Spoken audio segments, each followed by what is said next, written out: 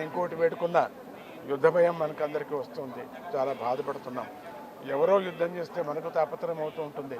ఆయిల్కి కానీ లేక డబ్బులకు కానీ చాలా తాపత్రయపడుతుంటాం.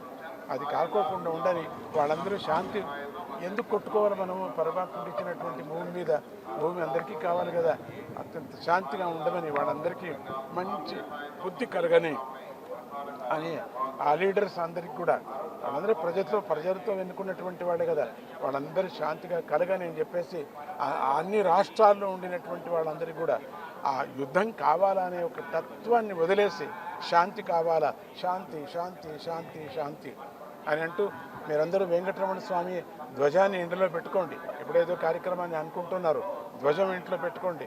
ప్రతి భక్తుడు కూడా వెంకటరమణ స్వామి, నేను హిందువులేని చెప్పలేదే, ప్రతి భక్తుడు కూడా వెంకటరమణ స్వామి యొక్క ధ్వజాన్ని ఇంట్లో పెట్టుకోండి. మీకు మంచిది, శుభమవుతుంది. మీకు గోవును రక్షించండి, గోవుల్ని నాశనం చేయొద్దండి.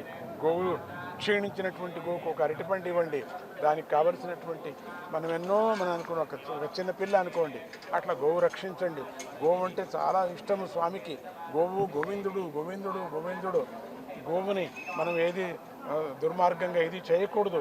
గోవుని పూజించకపోయినా పర్వాలేదు, దానికి కొంచెం భిక్ష పెట్టండి, ఆహారం పెట్టండి అని స్వామిని కూడా అదే వేడుకున్నారు. నువ్వు గోవులు నువ్వే రక్షించుకోవాలా, జనంలో ఆ బుద్ధి పుట్టాలా అని అంటూ ఇక్కడ ఉండేటువంటి యాజమాన్యాన్ని కూడా అందరికీ కూడా ఆశీర్వాదం ఇవ్వటం జరిగింది.